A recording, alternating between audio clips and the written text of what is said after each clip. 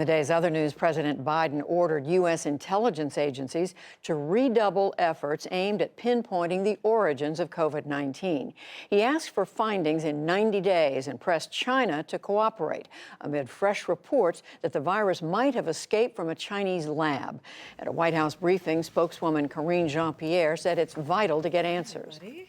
We need to get to the bottom of this. As we all know, we've lost almost 600,000 Americans to COVID-19, and we have to get a better sense of the origin of COVID-19 and also how do we prevent the next pandemic. Jean-Pierre also made a bit of history at that session. She is the first openly gay woman and the first Black person in 30 years to deliver the daily White House briefing. A tropical cyclone roared ashore today in eastern India, forcing more than 1 million people to flee and killing at least 6. The storm made landfall in Odisha state with winds gusting near 100 miles an hour.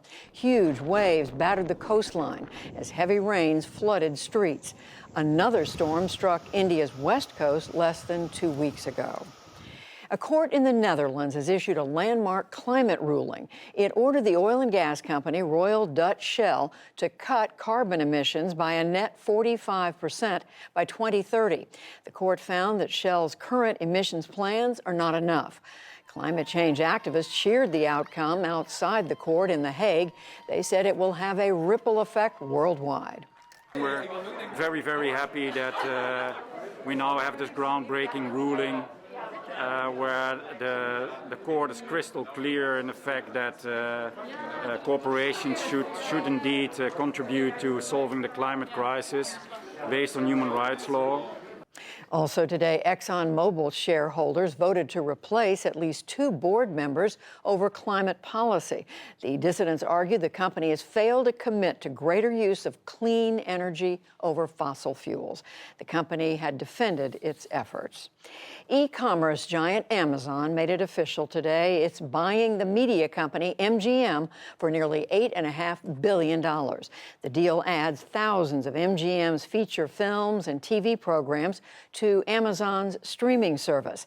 It's the latest major move in the media industry as other services try to gain ground on Netflix and Disney+. On Wall Street today, the Dow Jones Industrial Average gained 10 points to close at 34,323. The Nasdaq rose 80 points and the S&P 500 added 7.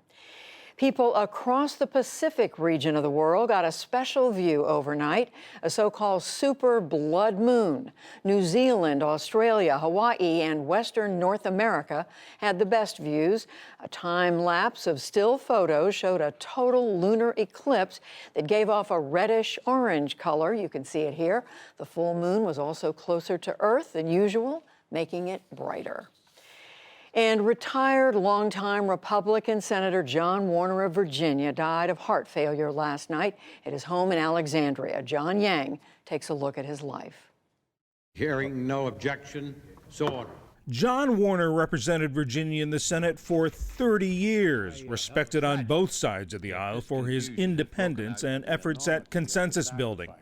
A former Navy secretary and veteran of both World War II and the Korean War, he was an important voice on military affairs. America has always led in the cause of freedom. As Armed Services Committee chairman, Warner backed President George W. Bush on the Iraq War, but split with the commander-in-chief over his later troop buildup.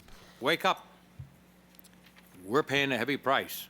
His independent streak was also on display when he opposed President Reagan's bid to put Robert Bork on the Supreme Court, defied the NRA on gun issues, and refused to back fellow Virginia Republican Oliver North's 1994 Senate campaign.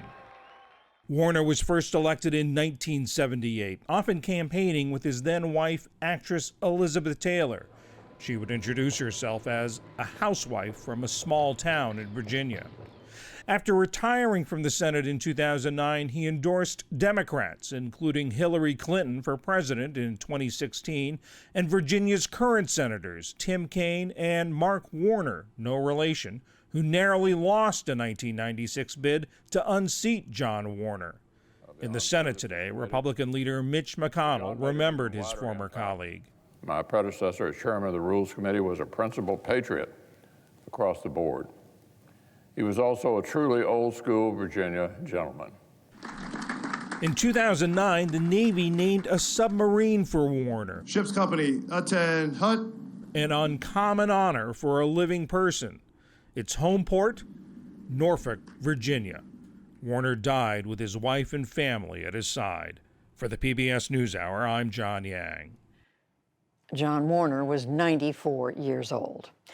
Still to come on the NewsHour, the new push for infrastructure investment looks to correct past mistreatment of minority communities.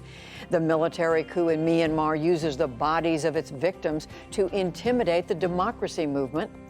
And after recent attacks, a look at solidarity between blacks and Asian Americans, plus much more.